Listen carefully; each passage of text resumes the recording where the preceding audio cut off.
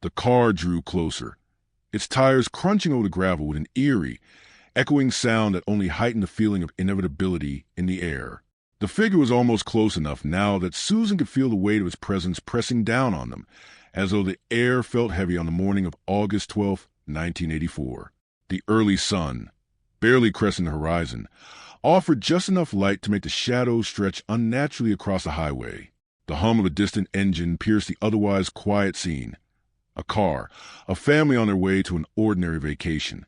Yet, from that moment, their fate would never be ordinary. In the blink of an eye, they would disappear without a trace, leaving only a single haunting clue behind, a clue so cryptic that it would leave detectives speechless, struggling to connect the dots in a puzzle that seemed impossible to solve. James and Susan, in their early 30s, had been married for nearly a decade. Their children, Katie and Ben, were bright-eyed, adventurous spirits who loved the idea of the open road. The family had been planning this trip for months. A road trip to the heart of the country, taking in the scenic beauty of quiet, rural towns and distant, far-flung places. It wasn't their first family trip, but this one felt different. There was an underlying excitement, a sense of possibility that, for reasons unknown at the time, would be their last trip together. The car was nothing extraordinary, an old weather station wagon, the type you expect a family of four to own. James had recently put a lot of work into it, ensuring it was roadworthy for the long journey ahead. It was packed with the usual items, a cooler filled with sandwiches, a bag of snacks for the kids, and of course, the collection of road trip games that kept the family entertained during those long stretches of highway. But somewhere in that seemingly normal setup, something was off. The day before they left, James had spent a late night in front of the garage, puzzling over the car's engine. Susan had seen him fiddling with the dashboard, muttering to himself about the importance of the trip, about how things had to go perfectly this time.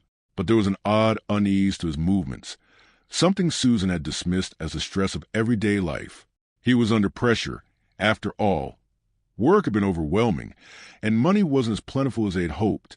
But the trip was meant to be an escape, a chance to reset, to rediscover each other as a family, away from the weight of everyday responsibilities. As they left their driveway the next morning, their house seemed smaller, quieter, almost like it was waving goodbye in a way that wasn't entirely reassuring. The kids were excited, their faces pressed against the windows as the familiar sights of their suburban neighborhood quickly faded into the background. They passed by the usual landmarks, the old diner where James would sometimes stop for coffee, the gas station where they filled up the tank on weekends. It all felt so normal, so safe. But something lingered in the air, something unspoken between the adults that neither of them could quite name. It wasn't fear. It wasn't even suspicion. It was just a quiet understanding that they were on the verge of something significant. It wasn't until they passed the city limits, moving further into the desolate stretches of highway, that James mentioned the map. Susan had been half listening as she organized the cooler in the back seat, when he pulled out an old creased paper. He'd been quiet for some time, and his voice sounded almost distant when he spoke. "There's a place I want to check out along the way," he said, his hand gripping the steering wheel tighter than usual. Susan glanced up, not quite sure what he was referring to. "A place? What kind of place?" she asked, trying to focus on the road ahead. But the sky was growing darker, more ominous with every mile they passed. "A quiet spot, off the beaten path," James replied, his voice thick with emotion she couldn't quite place. "A stop that might help us clear our heads. We could make it a part of the journey." Susan couldn't help but feel the weight of his words. It wasn't like James to be cryptic. He was usually the type who planned everything down to the last detail. This uncertainty, this vague reference to an unknown destination, sent a shiver down her spine. But she dismissed it, telling herself that he was just stressed. They both were. This trip was meant to be the escape they needed. What they didn't know was that the map James held in his hands was not an ordinary route guide. It wasn't something that would lead them to a vacation cabin or a scenic overlook. It wasn't something that would take them to the simple, peaceful getaway they were hoping for. No, this map had another purpose entirely, one that neither James nor Susan could have anticipated. It was a symbol of something more dangerous, something more insidious than either of them had imagined. Later that night, When the family stopped to rest at a small motel, Susan would find a map tucked beneath the seat of the car, hidden where no one would notice it, except, perhaps, the person who needed to find it. There was something strangely deliberate about its placement, as if someone had intended for it to be discovered later, when the family was too far along their journey to turn back. The map was worn and frayed at the edges, as though it had been used many times before. But it wasn't just the map itself that seemed out of place. It was the markings on it, the handwritten notes that made little sense. Susan didn't say anything about it at first. She assumed James had simply slipped it under the seat in a rush, or maybe he had forgotten to put it away properly. But later, when she looked at it more closely, something about it felt wrong. The roads it indicated didn't match the usual routes they had planned to take. There were odd, unexplained symbols scrawled in the margins, and the ink appeared fresh, even though the map itself looked aged. It was as if the map had been created for a different journey, one not meant for a family vacation, but something far more ominous. That night, as the family slept in their motel room, Susan lay awake, her mind racing. She couldn't shake the feeling that something wasn't right, something she couldn't explain, but she couldn't ignore. She stared at the ceiling, listening to the hum of the air conditioner, the soft rustling of the bedsheets as the children shifted in their sleep. Her thoughts turned back to James, his strange insistence on taking a detour, his distant mood in the days leading up to the trip. It was as if he was trying to outrun something he couldn't escape. She didn't want to admit it, but the thought crossed her mind. Was this a vacation, or was it something else entirely? The next day, they would drive for hours, heading further into the unknown. But it wouldn't be long before they crossed a line that neither of them would ever be able to uncross. In the coming days, the seemingly innocent map would be the key that opened a door to a chilling mystery, one that would leave detectives and an entire nation baffled. But as they drove on, the family had no idea. The calm before the storm stretched on as the miles ticked by, with only the sound of tires humming on the road and the occasional laughter of children filling the air. What they didn't know was that they were being watched, and every turn they made, every mile they drove, was one step closer to a future they could never have imagined. It was almost as though the road had been waiting for them, waiting for their arrival, waiting for their disappearance. What started as an ordinary family road trip would soon transform into something far darker, something that would send chills through the hearts of everyone who heard the story. This was only the beginning. The questions would soon follow, and the answers would elude them, scattered like the remnants of a story that had only just begun. As the miles stretched on, the world outside the car seemed to blur into a single, endless ribbon of asphalt. James kept his hand steady on the wheel, a constant rhythm of turning and steering, while Susan, in the passenger seat, stole glances at the children in the back. Katie, their bright-eyed daughter, was scribbling in a small notebook, her head tilted as she drew what she imagined the world outside looked like. Ben, their 8-year-old son, was dozing off with his head resting against a window, his body relaxed in the calm of a summer afternoon.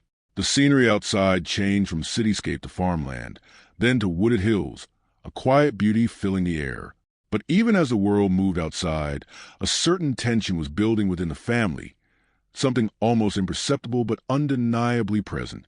James had always been a man of structure. His life had been a series of planned steps, each one calculated with precision. He'd built a solid career, had a stable family, and while there were always small cracks in the surface, money issues here, personal struggles there, everything seemed to function smoothly on the surface. His mind had always been a maze of to-do lists and schedules. There was no room for spontaneity or the unknown. And yet, somehow, this trip seemed to invite the unpredictable. It was as if he had set the stage for something he couldn't control, even though, deep down, he would never admit it. It wasn't as if he had been unhappy. No, James was a good husband and a loving father. But there had been a weight on his shoulders for the last few months, a pressure that had been mounting without any release. Work had been overwhelming. He was always on call, always expected to be the reliable one, the one who made everything work behind the scenes. Susan had noticed the subtle changes in him. The long hours, the quiet moments when his mind seemed to wander, the way he would get lost in thought during dinner. And then there was the fear that had settled into his voice just days before the trip. Not a fear of what might happen during the trip, but a fear of something else, something he couldn't articulate. It was a fear of the unknown, and it had been building up in him for weeks. The trip, in some ways, was an escape from a life that had begun to feel suffocating, but it was also a journey into something darker, something that none of them could yet understand. Susan had noticed these changes, but had never confronted him about them directly. She had her own worries. After all, their financial situation was far from ideal, and she, too, was feeling the pressure of managing a household, keeping up appearances, and dealing with the challenges of raising 2 children. But there was always a sense of warmth between them, an understanding, a deep connection that had carried them to the highs and lows of life. They hadn't always been perfect, but they had always been there for each other. And so, when James had suggested a road trip, it seemed like the perfect solution, the perfect way to reset, to rediscover the joy of simply being a family, away from the worries that weighed them down. They had spent weeks preparing for the trip, packing, organizing, making sure everything was in order. James had even taken the time to check the car over thoroughly, making sure it was ready for the long journey ahead. It wasn't just a family road trip. It was an escape, a chance to breathe, to break free from the routine. The kids were excited, of course, their imaginations running wild with the thought of endless miles of open road, strange towns, and new places to explore. They talked about visiting old historical landmarks, picking out souvenirs, and even stopping at the famous roadside diners that dotted the highway. The trip was meant to be a celebration of family, a way to reconnect, to let go of the stresses that had slowly built up over the years. But as the car rolled on, something was shifting. The first sign came when James turned to Susan in the late morning and, almost as an afterthought, mentioned a detour. It wasn't a planned stop. It wasn't on the map they had drawn out. It was something new, something spontaneous. "Let's take a different route," he suggested, his voice tentative. "I know it'll add some time, but I think it'll be worth it. There's a spot I've always wanted to visit, a place that's kind of off the grid." Susan glanced at him, surprised. She had grown used to their routine, to the predictable route they had mapped out weeks in advance. It had been their plan to stick to the main highways, to take the easy, familiar path. But James seemed insistent, and though Susan hesitated, she didn't argue. There was something about the way he said it, something in his voice, that made her feel like he needed this. Maybe it was his way of finding peace, of releasing the tight grip of worry that seemed to cling to him. "I suppose it could be fun," she said, forcing a smile, "as long as it doesn't take us too far off course." James nodded, his face unreadable, and with a sharp turn of the wheel, they veered off the main highway and into unfamiliar territory. The further they went, the more remote the landscape became. The small towns they passed grew less frequent, the stretches of empty land more pronounced. Susan couldn't shake the feeling that they were moving deeper into something unknown, though she couldn't pinpoint why. There was no sign of anything unusual, no danger on the horizon, yet her instincts were on edge. As they drove on, the children grew quieter, lulled into the rhythm of the car, the passing scenery, the drone of the tires against the road. Katie, ever the curious one, had long since abandoned her drawing to look out the window, her finger tracing the lines of trees that blurred past them. Ben was still asleep, his head tilted against the window, his breath steady, unaware of the quiet tension that was slowly building in the front seat. James, however, remained focused, his eyes darting between the road ahead and the map he had pulled out again, studying it with a seriousness that seemed out of place for a simple road trip.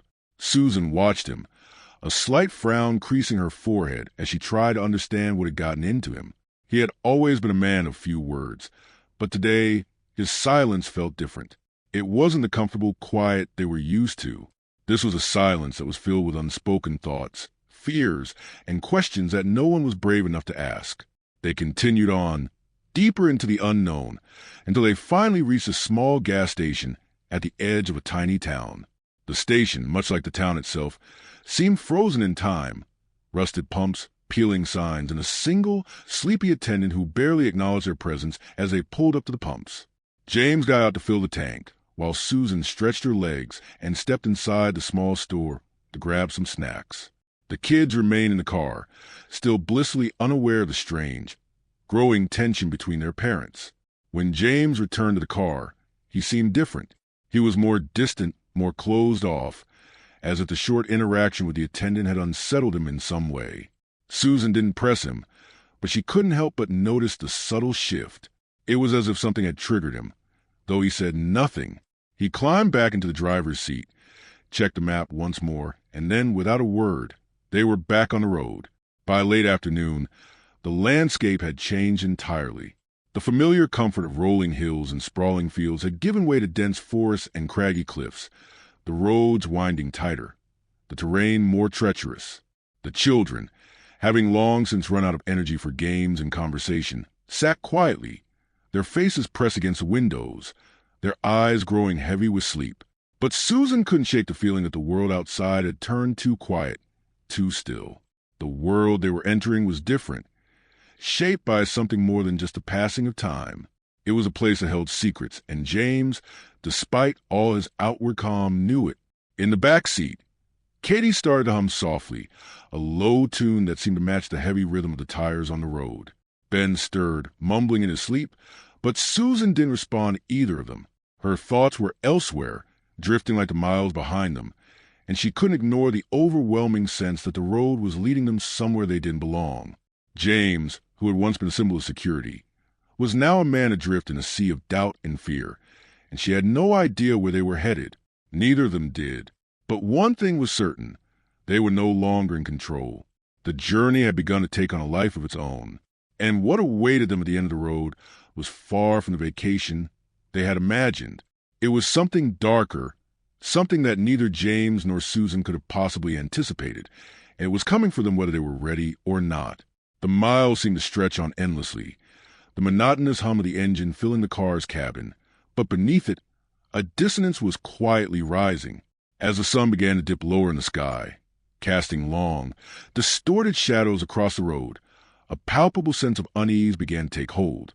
James, his grip on the wheel tightening ever so slightly, kept his eyes forward, but Susan couldn't help but notice how his face had become more drawn, his jaw clenched in a way that didn't match the peaceful facade they were trying to maintain. She glanced out the window, watching the landscape change as they veered farther off the beaten path. The towns were fewer now, the roads more desolate, the air heavier with silence. It was as though they had entered a different world altogether, one that felt eerily disconnected from the one they had just left behind. Katie, sensing the shift in the atmosphere, had stopped humming her tune, and now her face was pressed to the window, her brow furrowed as she scanned the unfamiliar terrain.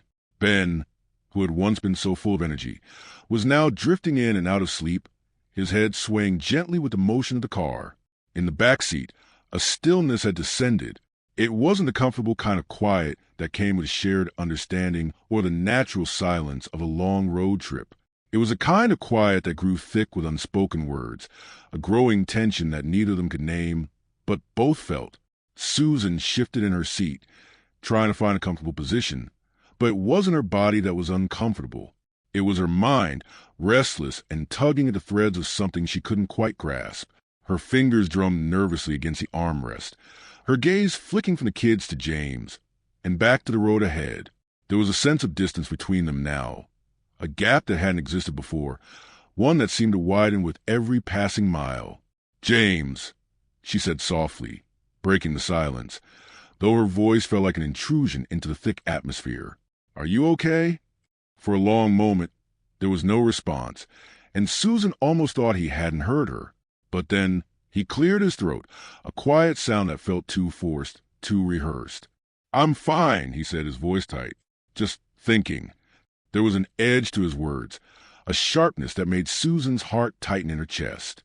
She wanted to press further, to ask him what he was thinking, to dig deeper into what was clearly troubling him, but something in the way he said it, so final, so closed off, made her hesitate. Instead, she fell into a heavy silence, feeling her own thoughts spiral into a fog of uncertainty. For the first time on this trip, Susan couldn't shake the feeling that they weren't just heading into a remote part of the country. They were heading into the unknown, and not in a romanticized way. It was as if they had crossed some invisible line, some boundary that marked the beginning of something they would never be able to undo. The landscape outside seemed to grow darker, the trees closing in on the road, their shadows long and twisted, reaching for the car as if to pull it off course. The quiet was oppressive, a thick weight pressing down on her chest. Katie turned to her mother, her voice small, barely above a whisper. "Mom, are we lost?" The question caught Susan off guard, and for a moment she didn't know how to answer. She glanced at James, but he didn't meet her eyes. She forced a smile, trying to reassure her daughter, but it felt like a mask, something brittle that could shatter at any moment. "No, sweetheart," she said, her voice more confident than she felt. "We're just taking a little detour. We'll get back on track soon." But even as the words left her lips, she felt the truth of them slipping away, unraveling. There was something about this detour, something about the roads they were now on, that felt wrong. She had always trusted James, had always believed in his ability to steer them through life's challenges. But now, something had shifted. She had lost that trust, that certainty. And the more she thought about it, the more she realized that maybe she had lost it before this trip even began. James had always been the one with the plans, the one who kept the family on course. But now, it was as if the course itself had shifted, and no one was quite sure where they were headed. He was still studying the map, though his hands had begun to tremble slightly as he turned the paper over, eyes darting over the strange markings that seemed to make no sense. Susan had noticed them earlier, but hadn't said anything. She wasn't sure if she should. It was just a map, just a simple guide for the road, something anyone could use. But the strange, cryptic notes scribbled along its edges, the routes that didn't match anything they had planned, had bothered her more than she cared to admit. "James," she said again, her voice a little more insistent this time. "What's going on with the map? You keep looking at it like there's something you're not telling me." For the briefest moment he looked at her, his eyes flickering with something she couldn't place. Then, just as quickly, he looked away. "It's fine," he said curtly. "It's just a backup plan, in case we need it." Susan didn't press further, but the unease inside her grew. The more she thought about it, the more it felt like a lie. This wasn't just a backup plan. It wasn't just a just-in-case situation. The map wasn't just an innocent piece of paper. It was a marker of something bigger, something darker. It was as if the map was part of a path James had been following long before this trip had started, a path that no one else could see, a path he didn't want anyone to follow.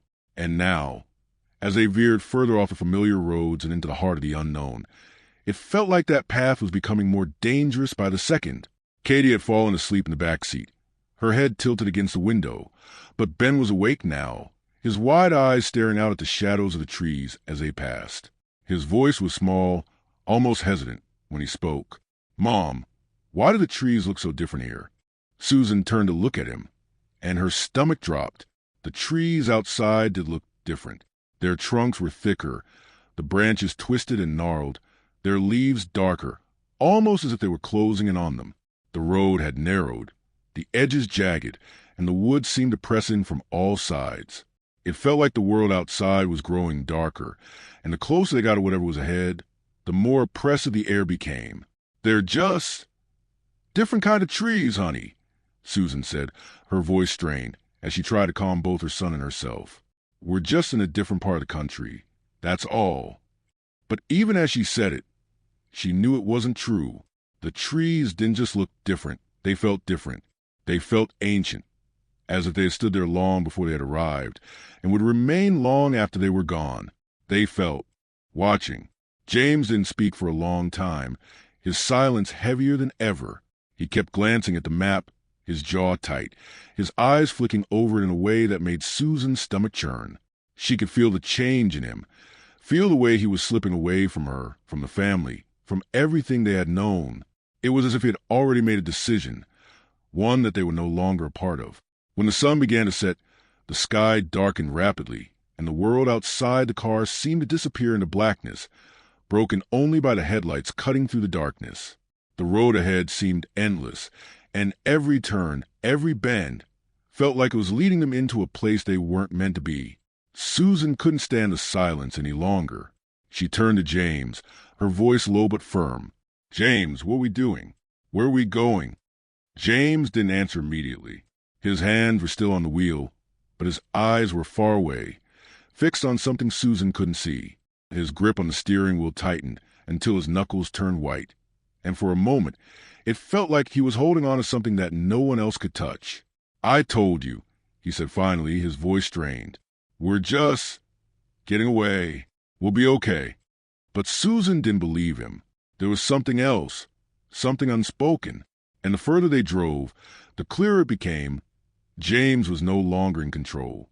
The trip had taken on a life of its own, and no one, not even James, could stop it now. The car rolled silently down the winding road, its headlights cutting to the darkened landscape, casting long shadows over the forest that seemed to close in tighter with every mile. James's grip on the wheel had never been tighter, and yet there was a deep sense of detachment in his eyes. Susan sat beside him, her heart heavy with a mounting dread that refused to loosen its grip. The landscape had shifted drastically, from the open plains to dense forests, and the road had grown thinner, more uneven, its bends sharper and more sudden. It felt as though they were moving deeper into a place where the normal rules of time and space didn't apply. The familiar hum of the engine seemed to reverberate through her chest, a steady reminder of their isolation. Susan tried to shake off the growing unease that had been building inside her since they took that detour. She wanted to tell herself it was just the stress of the trip, the long hours on the road, the uncertainty of a route that had no clear destination. But deep down, she knew it wasn't just that. Something was wrong. It was in the air, in the way James had been acting, in the strange feeling of being watched. There was a thick silence between them now, one that neither of them could seem to break. James, for all his talk of wanting to escape, had never seemed more distant, and Susan had never felt more alone. She glanced at the back seat where the kids were sleeping. Katie's head was resting against the window, her small body curled up in a way that made her look younger than her years. Ben was sprawled across the seat, his face buried in his jacket, snoring softly. At least they were unaware of the growing tension, of the way the atmosphere in the car had turned almost suffocating. But Susan couldn't escape it. She couldn't ignore the cold, creeping feeling that something was coming, something they couldn't stop. The road felt endless now, as though it had no beginning or end. It was as if they had driven into a place where nothing existed beyond the horizon. The sound of the tires on the gravel road was the only noise that filled the car, a rhythmic hum that should have been comforting but only heightened her unease.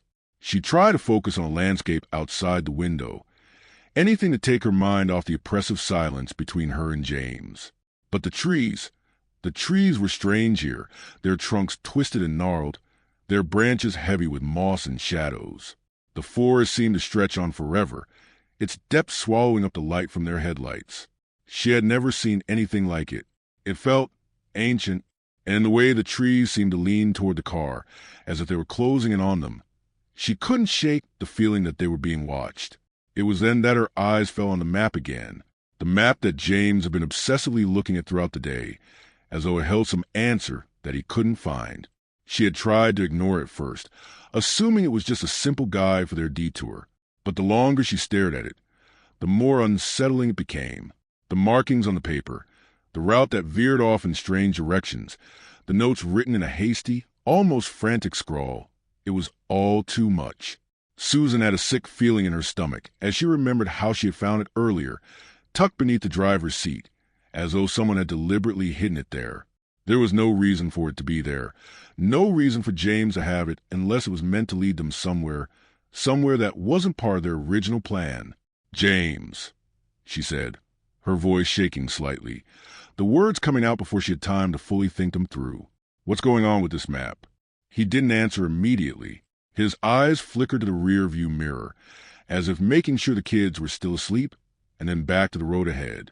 There was something about his silence that was more telling than any words he could have said. She watched him closely, her gaze steady but filled with uncertainty. His jaw was clenched, his lips pressed into a thin line, and there was a look in his eyes that Susan didn't recognize. It wasn't the look of a man who was simply tired or stressed. It was something else, something darker. "I told you," he said, his voice low, almost guarded. "It's just a backup plan, in case we needed it." But Susan wasn't buying it. It didn't feel like a backup plan. It felt like a secret. She knew her husband, knew the way he worked, the way he thought.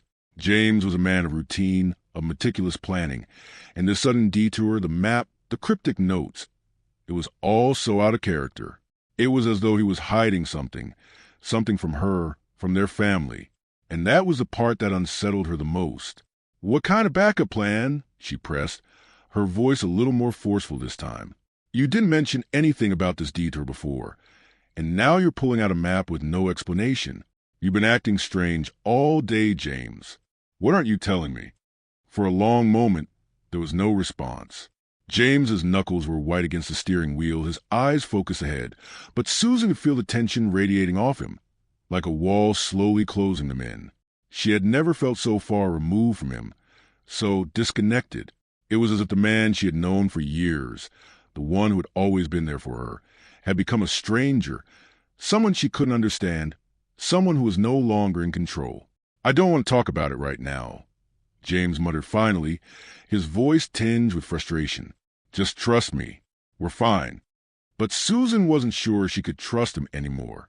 She wasn't sure she could trust anything about this trip, about the way everything had begun to spiral so suddenly out of control.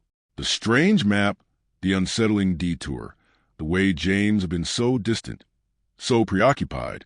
It all felt like a carefully orchestrated plan that had been set in motion long before they ever left home. And now, as they ventured further into the wilderness, further from any sense of normalcy, it felt as though they were heading towards something they couldn't escape. Her thoughts were interrupted by a sudden, sharp sound, a rustling in the trees, followed by the unmistakable snap of a twig. It was a sound so faint that she almost dismissed it, but then she heard it again. It wasn't the sound of wind or the usual creaking of the forest.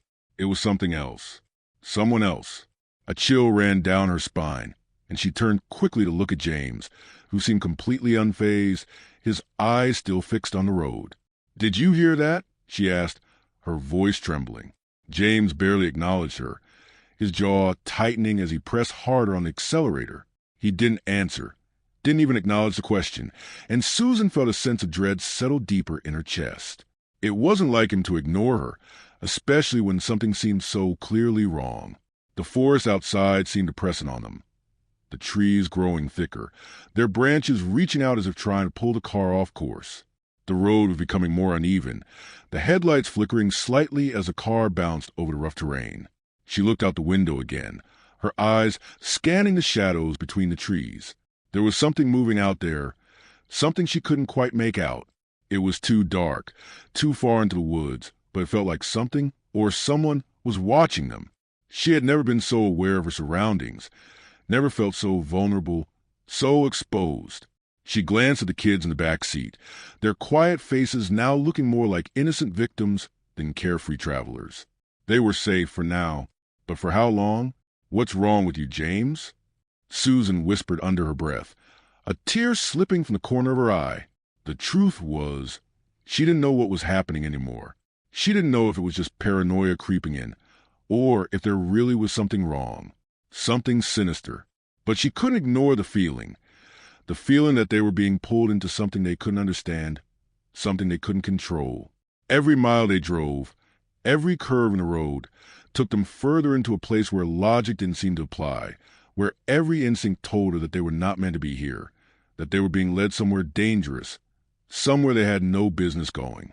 Suddenly, James slammed on the brakes, the car jerking forward with a violent lurch. The headlights illuminated a figure standing in the middle of the road, a tall, dark silhouette against the dense trees. Susan's heart stopped. The figure didn't move, didn't speak, just stood there, watching them. The sound of the engine idling in the silence was deafening, and for a moment, it felt like time had stopped altogether. James didn't react. He didn't even look at the figure. He just sat there, his hand still on the wheel, his face expressionless. It was as if the figure wasn't even there. But Susan could feel it, feel the weight of the moment pressing down on her chest, suffocating her. "James," she breathed, her voice barely a whisper. "What is that?" But he said nothing, nothing at all. And slowly, the figure turned, disappearing into the darkness of the trees. The car remained frozen in place, and in that moment, the silence was more deafening than any sound she had ever heard. The silence that followed felt like a tightrope, stretched thin between the oppressive darkness of the night and the growing unease that seemed to smother the air. The figure had disappeared into the trees, vanishing as if it had never been there at all. The headlights of the car, still focused on the spot where it stood, illuminated nothing but the dark road ahead, an empty stretch of dirt and gravel. But the tension in the car was palpable, thick as fog, suffocating everyone within it. Susan's heart raced in her chest as she stared at the spot where the figure had stood, her breath coming in shallow gasps. She could feel the hairs on the back of her neck stand up, the unsettling sensation of being watched pressing against her skin.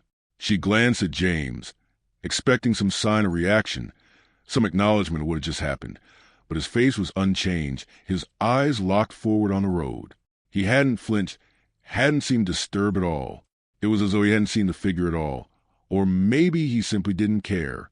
Either way, the sense of disconnect between them was widening, a chasm she couldn't bridge, no matter how hard she tried. "James," she whispered, her voice trembling. "Did you see that?" He didn't respond at first. His fingers drummed lightly against the steering wheel, a rhythmic tapping that seemed so out of place in the thick stillness of the car. The silence between them stretched on for what felt like an eternity before he finally spoke, his voice flat, distant. "It was nothing," he said, his words curt, dismissive. "Just an animal, probably a deer or something." Susan didn't believe him. She couldn't. The figure she had seen standing in the road wasn't an animal. It wasn't a shadow or an illusion brought on by fatigue. It was human, tall, dark, and impossibly still, standing as though it had been waiting for them. The air had felt charged, and the moment had felt far too deliberate to be something as simple as a deer. There was something in the way it had appeared, and then vanished, that didn't sit right with her. It was almost as if it had been placed there, positioned with intention, a signal, a warning, or perhaps a message. "James, I don't think it was just a deer," Susan pressed, her voice barely more than a breath. "That wasn't normal." "It wasn't. It was nothing," James interrupted, his voice firmer this time, cutting off her words. "Just drop it. We're fine." But the words hung in the air, heavy and unconvincing. Susan felt a cold knot twist in her stomach, a sense of growing dread creeping over her like a slow tide. The road ahead seemed to stretch on infinitely, a never-ending path into the unknown, and all she could do was sit there, staring at the trees that now seemed to encroach on the road more than ever before. They were dense, oppressive, their branches twisting and gnarling into strange, unnatural shapes. The air had grown thick, as though the world itself had become claustrophobic, pressing it on them from all sides. The forest no longer felt like a peaceful place. It felt hostile, like something was lurking just out of sight, waiting for them to cross the line. The kids in the back seat remained blissfully unaware of the tension that had taken over the car. Katie had shifted in her sleep, her small body curling into the seat as she continued to dream, oblivious to the heaviness in the air. Ben, still half asleep, stirred occasionally, his brow furrowing as though he could sense something but couldn't quite place it. The normalcy of their slumber was like a cruel contrast to the turmoil that Susan felt gnawing at her insides. For a moment, Susan tried to push the image of the figure from her mind to focus on something else, anything else. She turned her gaze back to the window, trying to calm her racing thoughts. But the trees outside were no comfort. They seemed darker now, the shadows longer, more sinister. The road twisted and turned like a serpent, winding deeper into the heart of the forest, and with each curve, it felt like they were getting further away from the world they knew. The small rural towns they had passed through earlier were a distant memory now, and there were no signs of life on this stretch of road. No houses, no cars, no lights. Just the oppressive, silent forest surrounding them like a cage. The map lay on the dashboard, folded and waiting, its cryptic lines and notes like a riddle she couldn't solve. She had tried not to focus on it, but now it felt like the only thing that mattered. Every time she glanced at it, the words seemed to shift, to rearrange themselves in her mind, until they became more a part of the mystery than just a simple guide.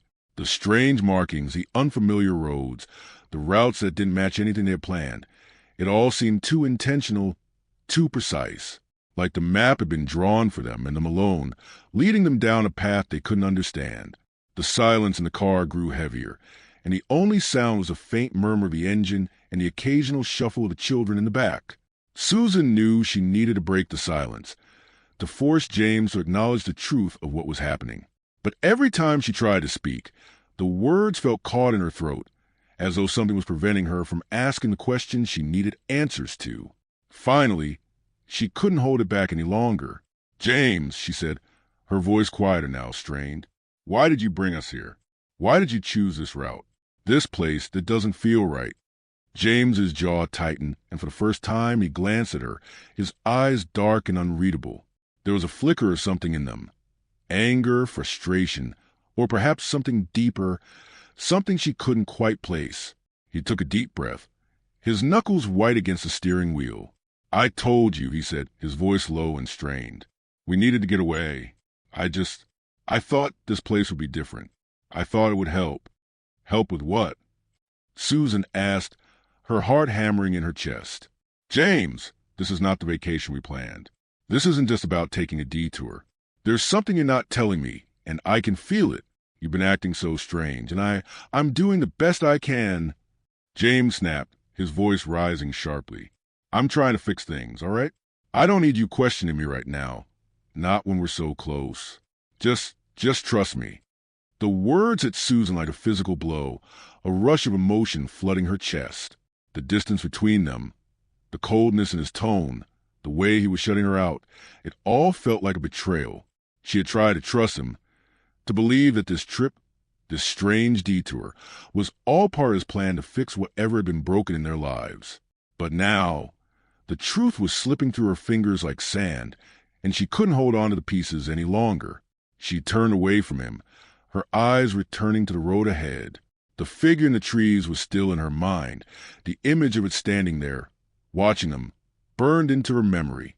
She couldn't shake it, couldn't ignore the feeling that something had been set into motion, something dark and inevitable, and there was no way out. The car bumped over a particularly rough patch of road, and Susan winced, her grip tightening on the armrest as the tires skidded slightly. She wanted to ask more questions, to push him harder, but she knew it was pointless. The man beside her had already made up his mind, and no amount of pleading would change the path they were on. As the road wound further into night, the air grew colder, a chill that seemed to seep through the windows, no matter how much they were rolled up. The forest outside became even more oppressive, its shadows stretching out like dark fingers trying to grab hold of them. The headlights flickered again, casting erratic flashes of light across the trees, each brief illumination revealing strange shapes, twisted roots, dark rocks, and shadows that didn't quite make sense. Susan didn't know how long they'd been driving, but it felt like hours, hours of tension, hours of silence, hours of inevitable fate they were speeding toward, unable to turn back. Then, without warning, the road ahead seemed to disappear into nothing. The headlights illuminated an empty clearing, a patch of land where the forest ended abruptly. The road stretched into blackness beyond, an abyss that swallowed everything in its path. James didn't slow down. The car barreled forward, its tires crunching against gravel and dirt. Susan's breath caught in her throat as she stared at the empty, pitch-black expanse ahead. She had no idea what lay beyond, but she knew one thing. They were no longer in control of this journey. Whatever had led them to this point, whatever forces had guided them down this road, were in charge now. They were no longer just a family on a vacation.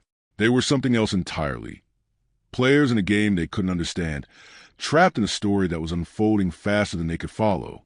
As the car sped toward the darkness, Susan knew that the moment they crossed into that blackness, there would be no going back. The car coasted slowly into the darkness, the headlights piercing the thick veil of night that had swallowed the road ahead. It was as if the very air itself had thickened, as though the forest, the land, and the sky were conspiring to keep them from moving forward, to prevent them from stepping into whatever awaited them in that boundless blackness. Susan's breath was shallow now, her heart pounding in her chest.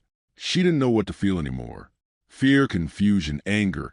It was all a chaotic mix of emotions swirling inside her, making it hard to think clearly.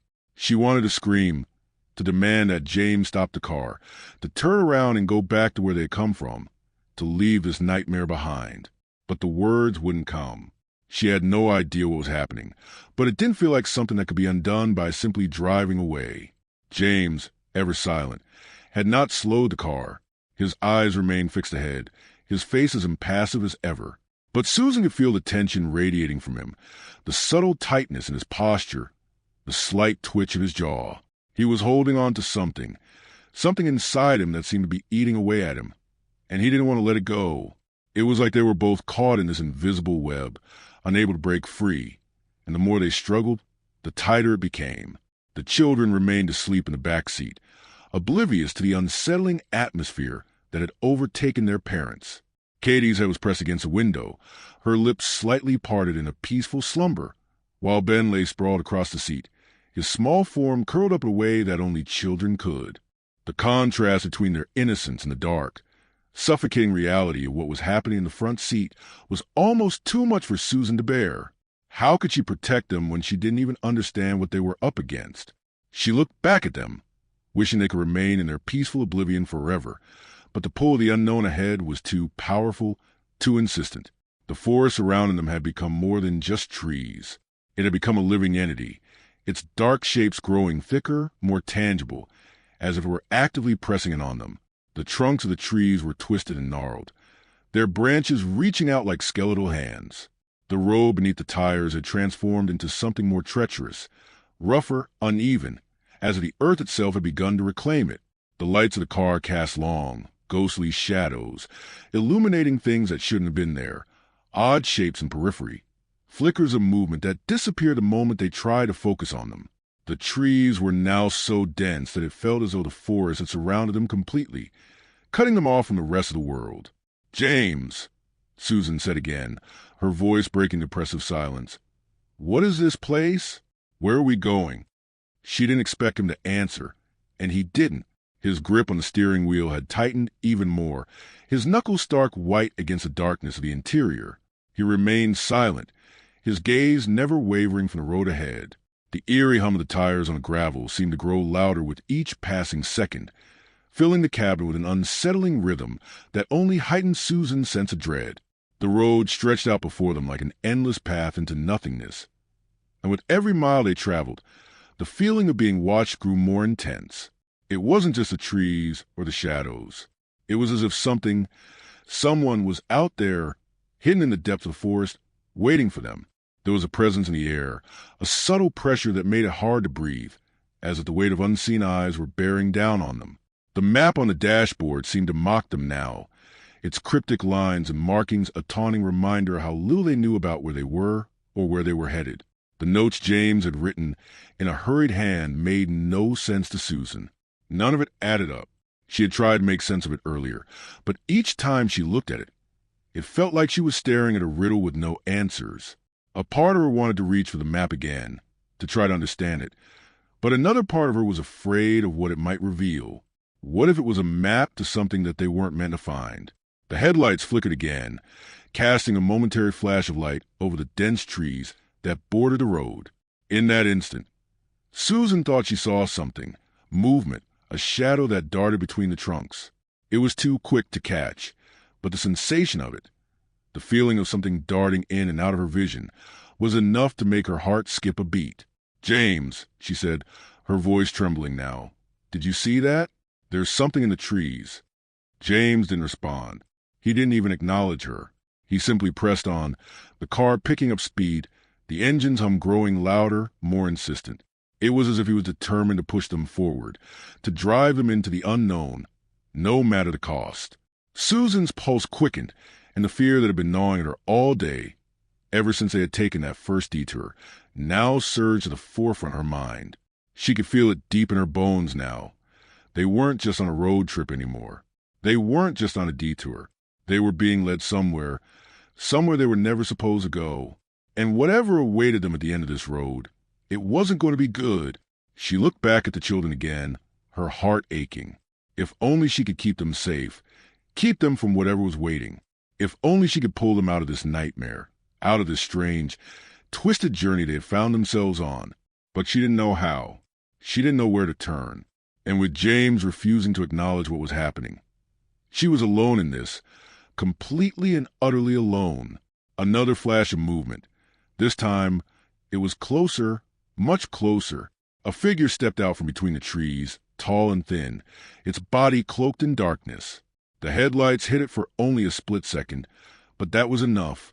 Susan's blood ran cold. It wasn't just a shadow or a trick of the light. It was a person standing in the middle of the road, as if waiting for them. She could feel her breath catch in her throat, her heart hammering in her chest as she instinctively gripped the seat, her fingers digging into the upholstery. "James!" she shouted, the fear spilling out of her. "There's someone in the road!" For the first time, James reacted.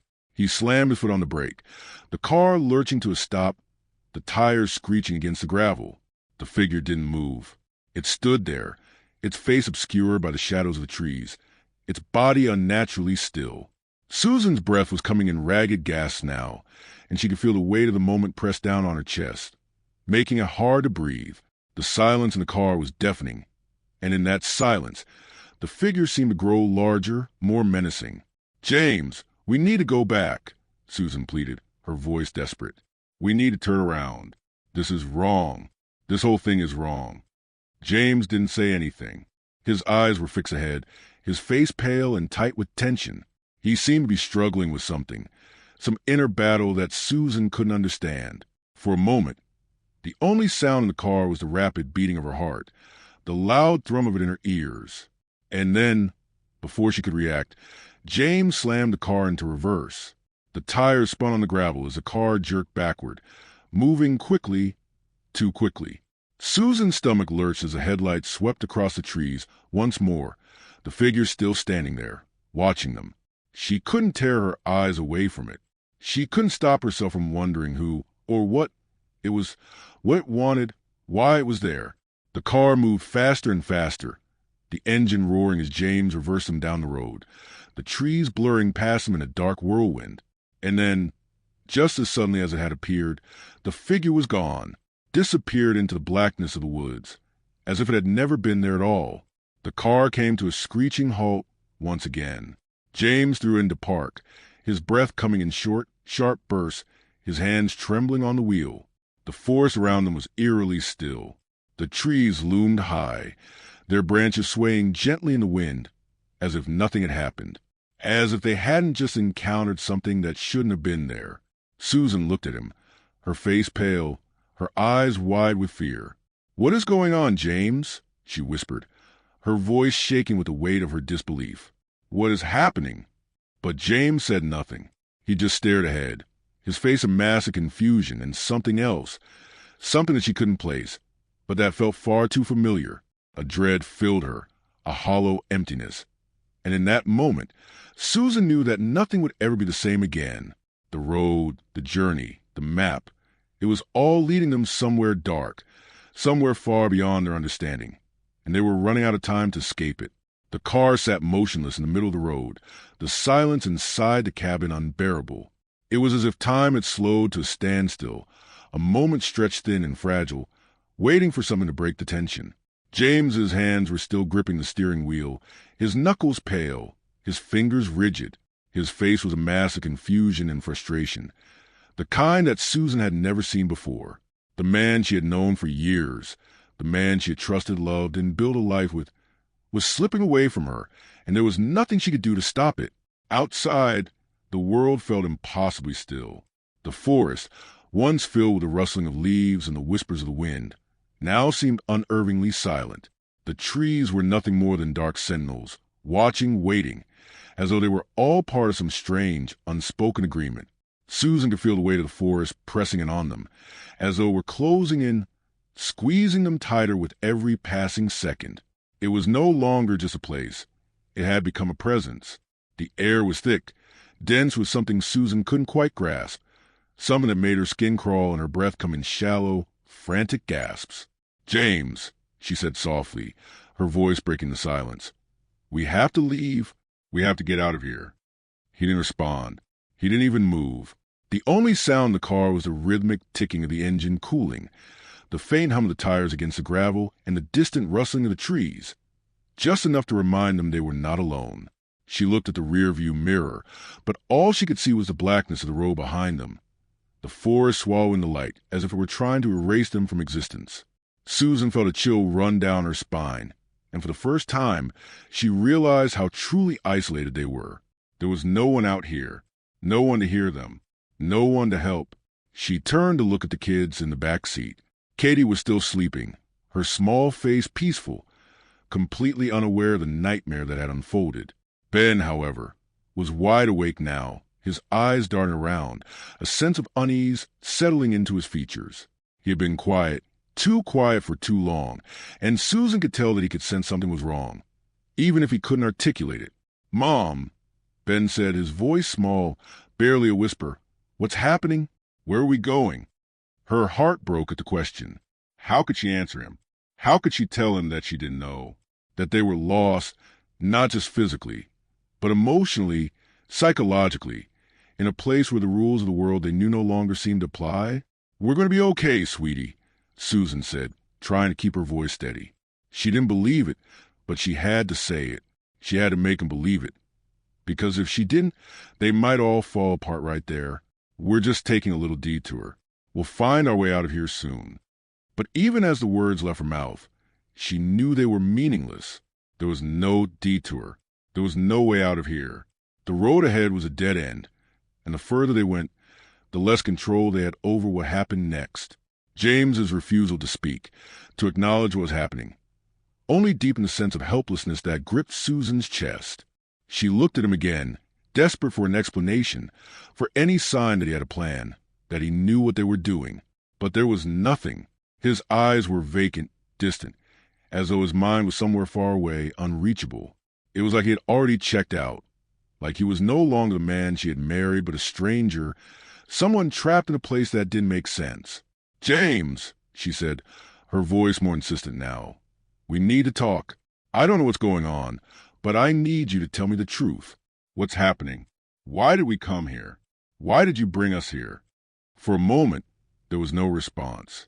The words hung in the air between them, unanswered, suspended in a silence that felt like a heavy weight pressing down on her chest. And then, without warning, James spoke, his voice low, almost a whisper, as if the words themselves were dangerous. "I didn't have a choice," he said. "It was the only way." "The only way for what?" Susan asked, her heart racing. "James, what are you talking about? What do you mean, the only way?" But James didn't answer. He was staring straight ahead, his eyes fixed on the dark stretch of road before them, as though he was searching for something just out of reach. Susan felt a wave of frustration rise in her chest, but it quickly turned to fear. The more James shut her out, the more she felt the walls closing in around them. She didn't understand what was happening, but she could feel the danger, the sense that whatever had brought them to this place, whatever forces were guiding them, had already set something in motion that couldn't be undone. She looked back at the forest. The trees were now so dense, so close to the road, that it felt as though they were about to be swallowed whole. The road had narrowed further, and the headlights barely illuminated a few feet in front of them. Everything beyond that was a void darkness, a suffocating blackness that seemed to stretch out forever, a nothingness that threatened to consume them. Suddenly, the air seemed to shift, and Susan felt an odd, almost magnetic pull toward the trees. It was as though something was drawing her in, something that she couldn't see, couldn't understand, but could feel in every fiber of her being. A primal instinct, one that she had never fully acknowledged before, surged to the surface, urging her to look beyond the headlights, beyond the safety of the car. But what would she find? What could possibly exist out there in the blackness?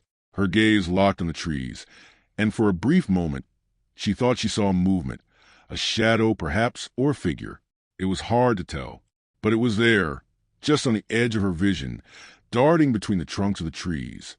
A chill ran down her spine as she tried to focus on it, but it was gone before she could fully make sense of it. "James," she said, her voice barely above a whisper. "Do you see that?" He didn't respond. The words, the question, seemed to evaporate in the air, as though they were irrelevant. James's attention was fixed entirely on the road ahead, as if nothing else mattered, as if nothing else existed. But Susan could feel it, the danger, the presence lurking just beyond the car. It was real. It was there. Her thoughts were interrupted by a soft sound, a rustling noise, faint but unmistakable. It came from the trees, just beyond the headlights. The sound was slow, deliberate, as though something was moving through the forest, something that didn't belong. Her pulse quickened, and she felt a wave of panic wash over her. "James," she said again, her voice shaking. "James, something's out there." Still, no response. His gaze was fixed straight ahead, unwavering, as though he was locked in some sort of trance. The world outside the car felt like it was spinning, tilting in ways that didn't make sense. The darkness beyond the headlights was oppressive, thick, pressing against the glass as if it were trying to force its way inside. A flash of movement caught her eye, this time closer, more distinct. A figure, tall and slender, stepped out from the edge of the trees, standing just at the edge of the road. It was hard to make out any details in the darkness, but the shape was unmistakable. It wasn't an animal. It wasn't a shadow.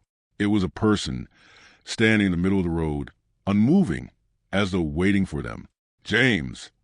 Susan shouted, her voice now a sharp edge of terror. "There's someone in the road."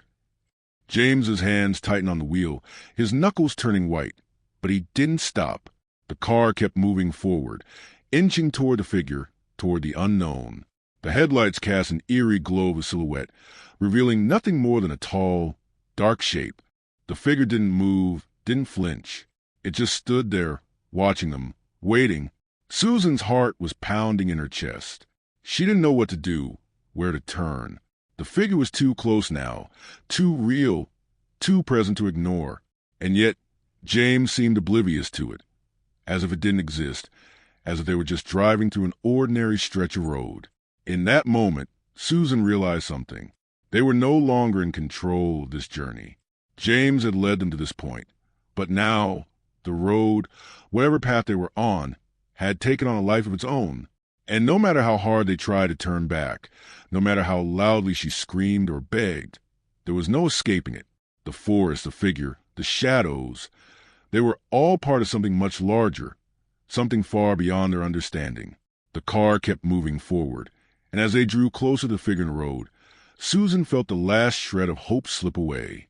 Whatever was waiting for them, whatever force had brought them to this place, was about to reveal itself, and nothing, not even the love and trust they had shared, would be enough. The figure in the road did not move, not even as the headlights of the car grew brighter, casting long, eerie shadows on the gravel. It remained still, standing perfectly upright, its form cloaked in darkness. The air in the car felt stifling, as if the very atmosphere had thickened and hardened, making it harder to breathe with each passing second. Susan's eyes were fixed on the figure, a strange, almost magnetic pull drawing her gaze back to it, despite the cold terror settling in her chest. She didn't understand what she was seeing. The figure was human-shaped, tall and unnaturally still, but something about it felt wrong, distorted, as if it existed on the edge of reality, just beyond reach of reason. Her heart hammered in her chest, and her pulse quickened. Every instinct screamed for her to tell James to stop, to turn around, to get the hell out of there. But her voice had failed her. The words stuck in her throat, lodged somewhere between fear and confusion. The figure didn't make a sound. It didn't flinch or acknowledge their presence. It simply stood there, watching them as the car inched closer. The world outside had gone silent. No rustling of leaves, no sound of animals, no wind. Only the hum of the engine and the soft scrape of tires against the gravel road. "James," Susan whispered, her voice trembling. "James, stop the car." But James didn't respond. He was frozen, his eyes wide, his hands tight on the steering wheel. His face, pale and tense, betrayed a fear that Susan had never seen before. It was a fear that seemed to transcend the situation, as if he were caught in something much larger than a roadside encounter with a stranger. There was an emptiness in his eyes, a blankness that made Susan's stomach drop. She reached for his arm, the coldness of his skin shocking against her fingertips. His muscles were taut, as though he were holding himself back from something that terrified him more than whatever they were about to face. "James, please," Susan urged, her voice breaking. "Please, we have to go." "We can't." "Shoo," James interrupted her, his voice low and strained. Just stay quiet." His words hit her like a slap. She didn't understand. Why wasn't he responding? Why wasn't he hearing her? There was something wrong with him. Something that had shifted in him since they first ventured onto this road, since the map had become a central part of their journey.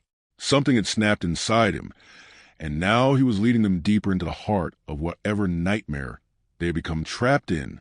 Susan's mind raced as the car continued its slow, deliberate approach toward the figure. She turned her head toward the back seat, her eyes falling on the sleeping forms of Katie and Ben. How could they be so unaware of the danger? How could they be so untouched by the growing sense of terror that gripped Susan's heart? Her chest tightened with helplessness. She couldn't protect them if James wasn't even willing to protect them himself. They were all caught in something they couldn't escape from, moving toward an uncertain and terrifying fate. The figure was still standing there, motionless, a black silhouette against the void of the forest.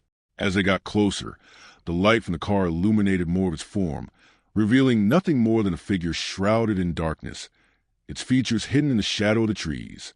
The man beside her, her husband, the father of the children, was slipping away into something darker, something unrecognizable. His eyes were wide, his face twisted in a mixture of fear and something else, something she couldn't place, something she couldn't understand.